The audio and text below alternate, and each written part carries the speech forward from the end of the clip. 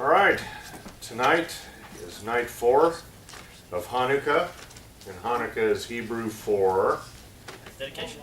dedication. And what is Hanukkah? What are we dedicating, or what are we celebrating?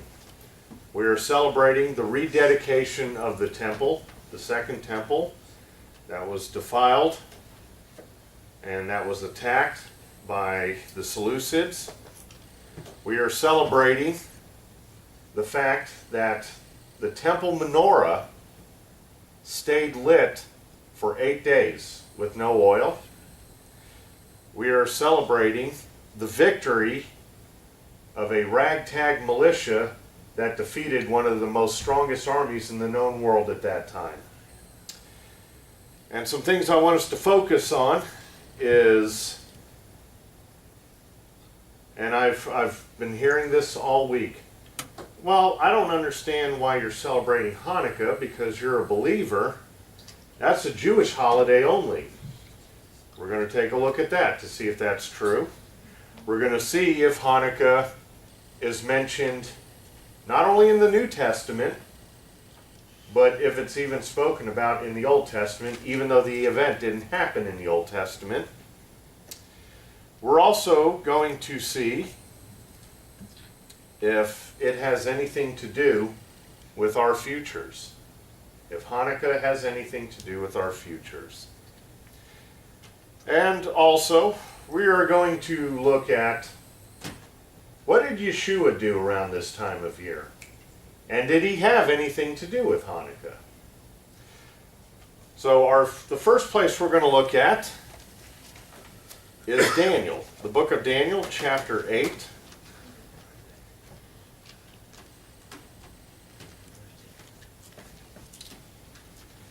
Daniel, chapter 8, starting in verse 7.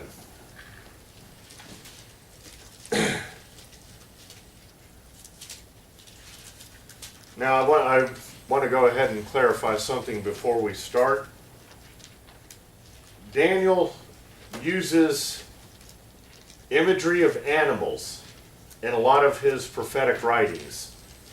And when you read it on the surface, it sounds very, very strange. Very strange. Daniel chapter 8 actually sounds like a mutiny and a fallout between the animals at a farm. But what Daniel is actually describing is future events concerning peoples and empires. And I will elaborate on that as we go through this. And I saw him confronting the ram. He was moved with rage against him, attacked the ram, and broke his 2 horns. There was no power in the ram to withstand him, but he cast him down to the ground and trampled him. And there was no one that could deliver the ram from his hand. Therefore the male goat grew very great, but when he became strong, the large horn was broken. And in place of it 4 notable ones came up toward the 4 winds of heaven.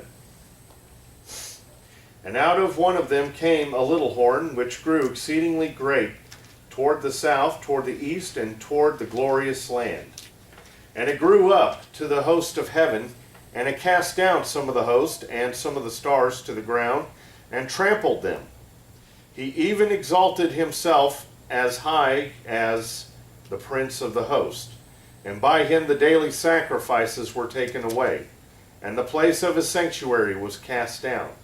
Because of transgression, an army was given over to the horn, to oppose the daily sacrifices, and he cast truth down to the ground.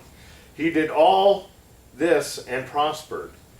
Then I heard a holy one speaking, and another holy one said to that certain one who was speaking, How long will the vision be concerning the daily sacrifices and the transgression of desolation, the giving of both the sanctuary and the host to be trampled underfoot? And he said to me, For 2,300 days, then the sanctuary shall be cleansed. Now, I want to bring up something real quick. In prophetic scripture, oftentimes a writer will describe two different events in one chapter. And at times he will also describe the same event that's leading to a completely different event. And as students of Scripture, that's where you have to be careful. And that's why I said it before and I'll say it again. You cannot divorce history and historical facts from the Bible just because it doesn't fit a particular denomination's belief. History, don't forget, history is also his story. And history is a very important element in understanding Scripture and events that are described in Scripture. All right. So again, we are looking at Hanukkah, the miracle of lights, and also the miracle of a victory. Hanukkah, as we discussed before, is the dedication, is the celebration of the victory of an 8-day war that took place around 160 and 170 BCE. I don't want to give it away yet. Let's go through these verses and then I'll bring it up. All right, verses 5 through 7. A ram is being described. Daniel is describing a ram. Now, it's important to understand that when Daniel is describing historical events and describing 4 different empires, he was only alive for the first 2 empires that he talks about repeatedly throughout his book. The ram being described is the empire of the Medo-Persians and King Xerxes. King Xerxes was the king of the Medo-Persian Empire, which is part of Daniel's vision of the statue in Daniel chapter 2. Remember, in Daniel chapter 2, Daniel sees a vision of a statue that's made out of different materials. And there's 4 sections to the body, and then the bottom section of the statue is mixed material. And what Daniel's describing here is the second empire that he survived through. We also see this empire, Xerxes and the Medo-Persians, where else in Daniel? In chapter 7, described as a bear. Described as a bear. So what happens here? This is where it becomes prophecy. Because Daniel only lived, as I pointed out before, during the first empire, the Babylonian Empire. Now, here's something interesting. In Daniel 2 and in history, all 4 empires that Daniel describes didn't collapse over a period of time. They collapsed overnight, literally within under a 24-hour period. How did the Babylonian Empire collapse? Xerxes and Cyrus rose up and they moved a massive military from Iran all the way to Iraq and also into Israel. And literally, the Babylonians were overthrown in one night. As we see in Daniel chapter 5, the Babylonian king and his servants and his officers are all getting drunk. And while they're in the palace in Babylon, they're getting drunk. And while they're getting drunk, what is happening? The Persians have already breached the gates. And the hand of God appears in the palace room and writes something very interesting. We have it in Aramaic in our English text. Mene, tekel, upharsin, which is 50, 50, 1.5. And what does that mean? You have been judged and left wanting. In other words, your time ends here and ends now. And right when that hand disappears, they take the castle. One night. All right. So the ram is King Xerxes. and the Medo-Persian Empire. And what happens? What happens? It describes that this ram is confronted by a male goat. Who is the goat? The goat is a ruler and an empire. That is part of Daniel chapter 2 statue and chapter 7. Excuse me. To our friends in DVD land, very sadly, I have a cold right now. So I hope this doesn't cause anyone to just turn off what they're watching on the DVD and throw it away.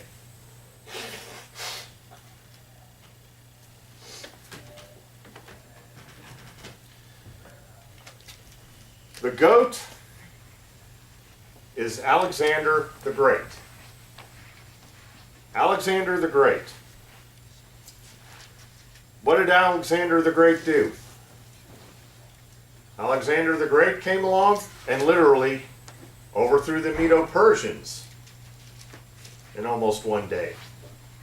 Not only did he defeat the Medo-Persians, not only did he take the territories that the Babylonians and the Medo-Persians took, but he expanded it.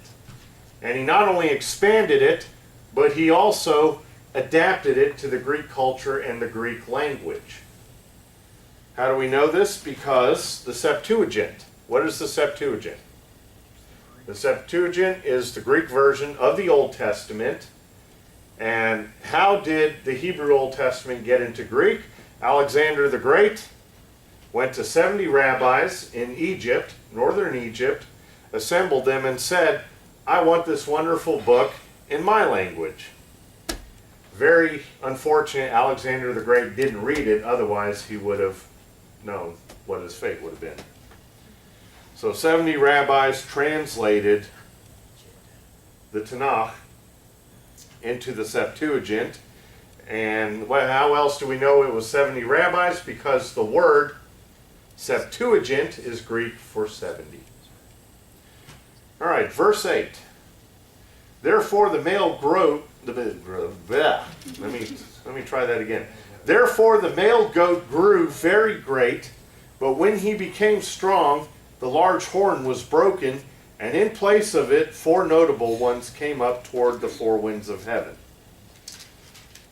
So what is this? When he became strong, the large horn was broken. What does this mean? At this point in history, Alexander the Great had conquered and dominated the entire known world. And when there was nothing left to conquer, he went into a Great Depression. And when he slipped into depression, he also slipped into alcoholism. And very sadly, one night in 323 BC, when he was 32 years old, he drank himself to death. So the horn, which was Alexander the Great, was broken. Now it says 4 horns rose up. And what are those 4 horns? Those are 4 generals that were under Alexander the Great. The first one was Cassander. Now what empire did Cassander rule? He ruled the European Empire. You see what happened when Alexander the Great died, his entire empire was broken up into 4 sections. Now, does that play a picture of our future? Yes. As global government is forming, guess what? There are 4 sectors on earth that it's broken up into. A few of them have already came to pass. The European Union was formed in 2000. The North American Union, which is Canada, United States, and Mexico, was merged together back in 2006. The African Union is in the process, and the Asian Union is in process. So just like the time of Alexander the Great, where his territories were broken up into 4 areas, as so it would be an event that would play a role in the future. So the European area was given over to Cassander, who was married to Alexander the Great's sister. and he controlled the European Empire. The second general, Lysimachus. Lysimachus, who ruled the greater part of Asia Minor. What is Asia Minor? Turkey. Turkey and the area above that. The third one was Ptolemy. Ptolemy ruled Egypt and most of North Africa. And the last one, which by the way is the one we're going to focus on tonight in our explanation of Hanukkah, is Seleucus. Seleucus. And this is the guy we want to focus on. Verse 9. And out of one of them came a little horn, which grew exceedingly great toward the south, and toward the east, and toward the glorious land. This is where Hanukkah comes into play. From Seleucus came a man named Antiochus. Antiochus the fourth, or in Greek, Antiochus Epiphanes, which means what? The madman. So out of Seleucus, Antiochus ruled the army of the Seleucids, and it talks about the glorious land. He moves toward the glorious land. What is the glorious land? Israel. And this brings us to 170 AD. BCE. Oh, I'm sorry, BCE. Yes. Why in the world did I say AD? This year cold. Probably. Probably so. That's the excuse I'm going with. Built-in excuse. Septuagint is 72. It's 70. Don't woke him up. Oh, okay. Everyone's taking advantage of my sickly state. Brother Eric, I've got your back, so you're good. Oh, mercy. Oh, mercy. All right. So Antiochus IV leads the Seleucids and invades Israel, the glorious land. Now, verse 10, Daniel goes off kind of on a different tangent in his prophecy. Excuse me for a second.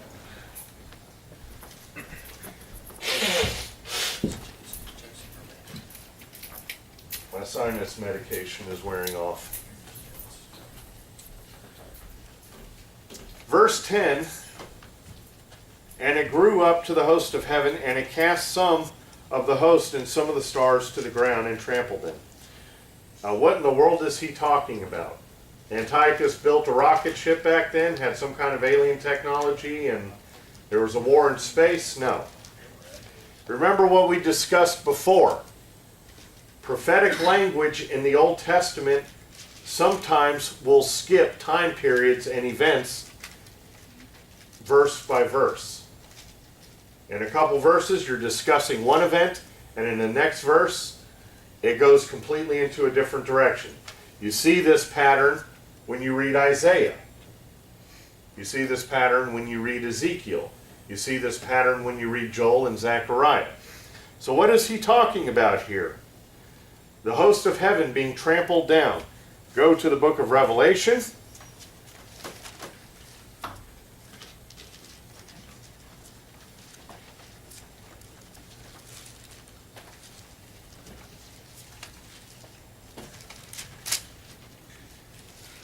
Book of Revelation, chapter 12, and let's read verses 7 through 12.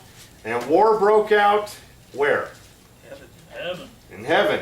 Michael and his angels fought with the dragon, and the dragon and his angels fought, but they did not prevail, nor was a place found for them in heaven any longer. So the great dragon was cast out, that serpent of old, called the devil and Satan, who deceives the whole world. He was cast to the earth, and his angels were cast out with him. Then I heard a loud voice saying in heaven, now salvation and strength, and the kingdom of our God and the power of his Messiah have come. For the accuser of our brethren who accused them before our God day and night has been cast down. And I know that surprises a lot of people. Well, wait a minute. Only John had a vision of the war in heaven. No, Daniel had it centuries and centuries before John was ever born. And what John is doing John is reiterating that which was shown to the prophet Daniel. Not only that, but you will, and we just read it right here. Not only that, but you will also find that many of the visions that were given to John were also given to Joel, were also given to Zechariah, and some other prophets. That's a whole other sermon. All right. So verse 10 is not physical warfare. It is a spiritual war that broke out in the heavens that Daniel was taking a look at. Verses 11 and 12. The war of Hanukkah. Well, let's read verse 11. He even exalted himself as high as the prince of the host, and by him the daily sacrifices were taken away, and the place of his sanctuary was cast down. Because of transgression, an army was given over to the horn to oppose the daily sacrifices. He cast the truth down to the ground, and he did this and prospered. Verse 13, then I heard a holy one speaking, and another holy one said, that certain one who was speaking, how long will the vision be concerning the daily sacrifices and the transgression of desolation, the giving of both the sanctuary and the host to be trampled underfoot? And he said to me, for 2,300 days, then the sanctuary shall be cleansed. All right. The war of Hanukkah broke out, or actually, it's described in another set of books that was not included in the canon of the Bible. It's called the Book of Maccabees. The war of Hanukkah was the war between a small militia called the Maccabees against again, in that area of the world, in that known time, the largest army of the Seleucids, which were Greeks. Now what happened? The Seleucids invade, and a priest named Mattathias had a son. Now his son was not like your average Israeli teenager, male teenager. How do we know? His name, Maccabee, Judah the Maccabee, or Judas Maccabeus.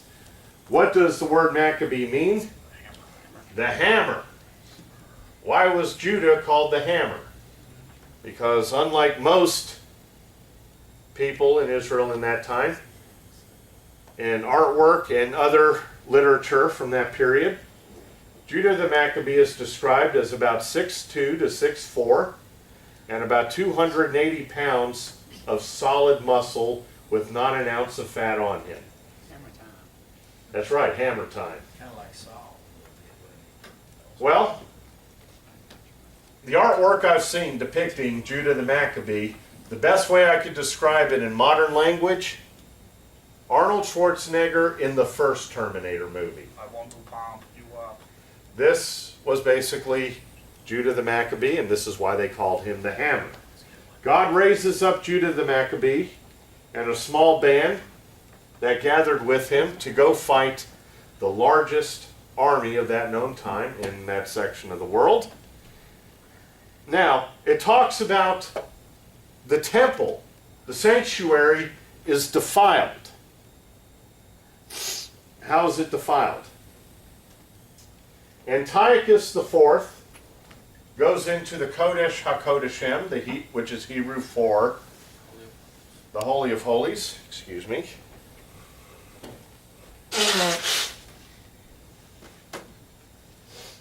He goes into the Holy of Holies. Now, was the Ark of the Covenant there at this time? No. Ark of the Covenant had been long gone. He goes into the Holy of Holies and takes temple vessels used for service, and he pours pig broth all over it. Boy, you really want to throw something in God's face and really anger God. That would pretty much do it. He goes in there, and then he sets up an image of the Greek god Jupiter. And then he makes a proclamation. He yells out, Theos Epiphanes. He basically just said, I am God. Now, what does that have to do with our futures? Go to Revelation chapter 13.